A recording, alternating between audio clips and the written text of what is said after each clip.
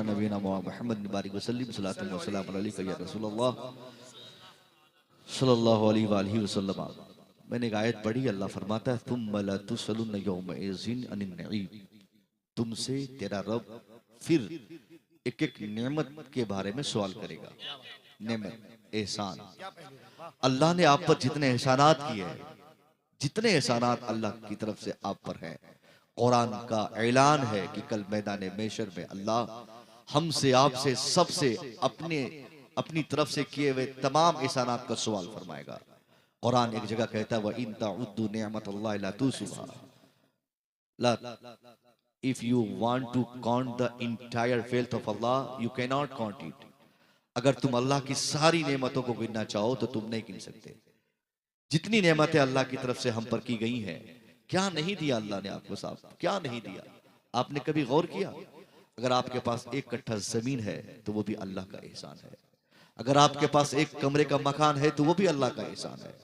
अगर आप चल पा रहे हैं तो ये भी अल्लाह का एहसान है। अगर आप देख पा रहे हैं तो ये भी अल्लाह का एहसान है। ये हमारे देहाती लोग, हमारे इलाके में अक्सर निराशावादी लोग रहते हैं, अक्सर एहसास कमतरी का शिकार लोग हो जाते हैं। ऐसे फोन करो तो बोलेंगे साहब धान खत्म हो गया, गेहूं खत्म हो गया, मकई खत्म हो गया। कोई ये बोलने को तैयार नहीं कि अल्हम्दुलिल्लाह मैं ठीक हूं। अगर 10 कुंटल मकई की जगह पर किसी साल अल्लाह उसे 8 कुंटल मकई उसी खेत में दे दे और वो आदमी से पूछा जाए मकई भेलौन, मकई हुआ, तो फौरन बोलेगा क्या हुआ, सब बर्बाद हो गया, कीड़ा लग गया, क्या हुआ, ये हो गया। यानी 50 शिकायतें कर देंगे मगर एक लफ्ज जबान से ये नहीं ला सकते कि अल्हम्दुलिल्लाह अल्लाह ने कम से कम 8 कुंटल तो अता फरमा दिया।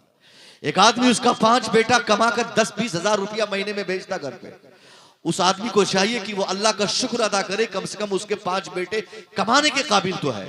मगर अल्हम्दुलिल्लाह बोलने के बजाय वो बंदा बोलता है कि क्या कमाता है, ये छोटा सा दिल्ली में जाकर टाइम बर्बाद करता है। यानी ना शुक्रा, निराशावाद, ये अल्लाह की नेमतों की नाशुक्री करके एहसास कमतरी के शिकार होने वाले हमारे लोगों ने आज इस जमीन को तंग कर दिया है।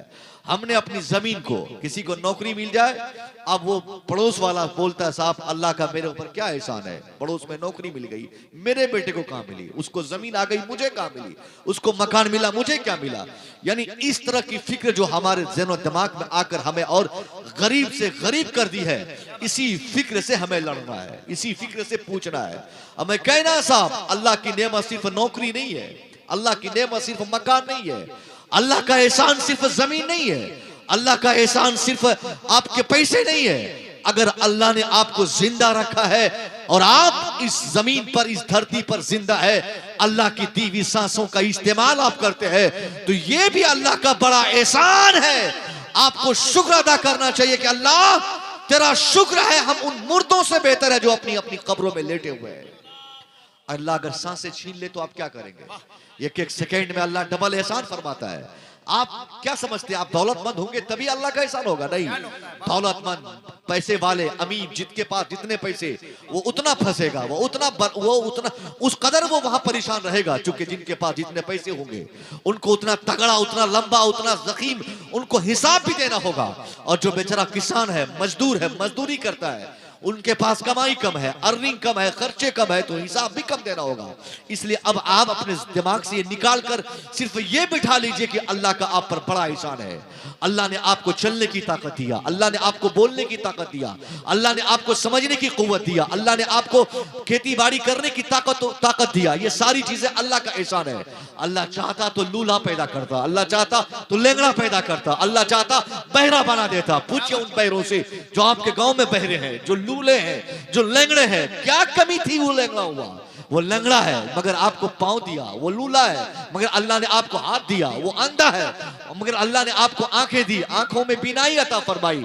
ये सारी चीजें ये बताने को काफी है कि इंसान के पास जमीन ना रहे तब भी अल्लाह का एहसान है, पैसा 1 रुपया ना रहे फिर भी अल्लाह का एहसान है, उसके पास दौलत, जमीन, मकान, घर, रहने की जगह तक ना रहे, अगर वो सिर्फ धरती पर जिंदा है, टांग भी ना रहे, आंखें भी ना हो, हाथ भी ना हो, सिर्फ सांसें चलती हो, तो अल्लाह का बड़ा एहसान है कि अल्लाह उसे सांसें अता फरमा रहा है। साहब ये एहसास क्या बात हमने है, खो वाह, दिया। वाह। ये अक्सर हमारे लोग निराश हो जाते हैं कि हमें क्या दिया हमारे रब ने। साहब बहुत बड़ी दौलत अल्लाह ने दी है, और ये दौलत दी है तो इसका हिसाब होगा। ये एहसान है अल्लाह का है तो हिसाब होगा। अल्लाह पूछेगा कि अगर आपको जबान दिया है तो इसके बदले में अमल चाहिए, हाथ दिया है तो इसके बदले में अमल चाहिए। शरीर के सारे पार्ट पुर्जे जो हमारे शरीर में है, उन सारे पार्ट पुर्जों के अमाल हमें कल मैदान महशर में दिखाने होंगे। ये लुआब जिसे हम समझते हैं ना, आप समझिए कि ये लुआब, ये थूक, मैं अक्सर बोलता हूं इसकी अहमियत पे गुफ्तगू होती है, तो ये लुआब इतनी बड़ी नेमत है कि ये लुआब अल्लाह अगर दे तो दिया, अगर इसकी क्वांटिटी को सिर्फ अल्लाह मुतवस्सित नहीं रखता, यानी इसकी मिकदार को बराबर और नॉर्मल नहीं रखता, बहुत ज्यादा लार आता, बहुत ज्यादा थूकते बहुत लार से मुंह मेरा पूरा घुलने लगता, या उसकी क्वांटिटी कम हो जाती। इसकी मिकदार की कमी और ज्यादती की बुनियाद पर डॉक्टर्स का मानना है, मेडिकल साइंस का रिसर्च है कि लार की कमी और ज्यादती की बुनियाद पर 3 खतरनाक बीमारी हमें हो सकती है। लार की कमी और ज्यादती की बुनियाद पर हमारा हाजमा गड़बड़ा जाएगा, या फिर हमारी कुव्वते फहम हमारी गड़बड़ा जाएगी, या तो हमारी बीनाई कमजोर होगी। तो एहसान रब का है कि अल्लाह ने सर दिया, सर में जबान दिया, जबान के बीच में अल्लाह ने लार दिया, और उस लार यानी थूक की क्वांटिटी को नॉर्मल रख के हमारे रब ने हम पर कितना बड़ा एहसान किया कि हमको पागल होने से बचाया, हमारे हाजमे को दुरुस्त रखा, हमारी बीनाई को मजबूत रखा। तो कल मैदान महशर में आप अंदाजा फरमाइए, सर के बारे में छोड़िए, हाथ के बारे में छोड़िए, पांव के बारे में छोड़िए, अगर सिर्फ थूक के बारे में हमारा रब हमसे पूछ ले कि बंदा ये थूक देकर 3 बड़े एहसानात किए, बता कि थूक के बदले में तेरा अमल क्या था। तो हम में से कोई ऐसा नहीं जो इस अमल का, इसके बदले में अपना अमल दुनिया का अमल पेश कर सके और अल्लाह को कह सके कि अल्लाह मैंने थूक के बदले में ये काम किया। कोई नहीं है। हमारा अमल कितना खराब है, कौन सा अमल दिखाएंगे। सुबह हम खेत जाते, शाम मार्केट जाते, दिन भर साहब दुकान पे बैठते, नेकी हम कब किए, अच्छाई हमने कब की, एक नेकी तक हमसे नहीं। अजान, नमाज, ये सारी चीजें तो ये फर्ज इलाही अल्लाह की तरफ से फर्ज है, नमाज, रोजा, हज, ज़कात, ये तो करना ही करना है। मगर जो बुनियादी तौर पे फराइज जो अल्लाह के बंदों के ताल्लुक से है, ये तक हम नहीं कर सकते। एक बंदे की मदद करना, एक किसी बंदे के लिए खड़ा होना, किसी के लिए तड़पना, किसी के आंसू पोंछने का काम करना, ये ऐसे छोटे छोटे और बड़े बड़े इनामात हैं। इबादत छोटी है, काम छोटा है, मगर इसके इनामात बड़े हैं। ये तक हमसे नहीं होता। 1 रुपया किसी मदरसे के नाम पर अगर कोई मांगने आ जाए तो साहब ऐसा मालूम पड़ता कि भूत सवार था हमारे बदन में, 20 रुपया निकाल के देते तो जान निकल जाती। मदरसा वाला परेशान करते रहता है। कोई आ जाए फकीर फकरा, गरीब, मजदूर, मिस्कीन, वो कोई बात नहीं साहब, मरने वाला मर जाता है, हम उसे उठाने की हिम्मत नहीं रखते। अपने समाज को उठाना तो छोड़िए, आज जलाने, भस्म करने, उसको तबाह करने, अपने समाज को बर्बाद करने में 24 घंटा अगर मेहनत करनी पड़े तो एक आदमी मेहनत करता है। एक साहब ने मुझे आज ही फोन करके बताया कि हजरत, मैं 4 साल से जिस रिश्ते के लिए मैं इंतजार करता, अपनी बेटी की शादी के लिए मैंने बहुत मेहनत की, कहां से खोज खाज के मैंने एक आदमी को तैयार किया। मेरे पड़ोस का एक शख्स 17 किलोमीटर दूर अपनी साइकिल चला के गया और उस रिश्ते को वो भंगा दिया। ये जालिम लोग हमारे समाज में, ये जालिम ख्वाहिश करेगा कि मैं जन्नत जाऊंगा, ऐसे बदखुल के इंसान बोलेंगे कि मैं जन्नत जाऊंगा। आपने 50 साल नमाज पढ़ी, आपकी नमाज अल्लाह आपके चेहरे पे मारेगा। आपने 50 साल से रोजे रखे, आपके रोजे की सारी बरकतों को अल्लाह चेहरे पे मारेगा।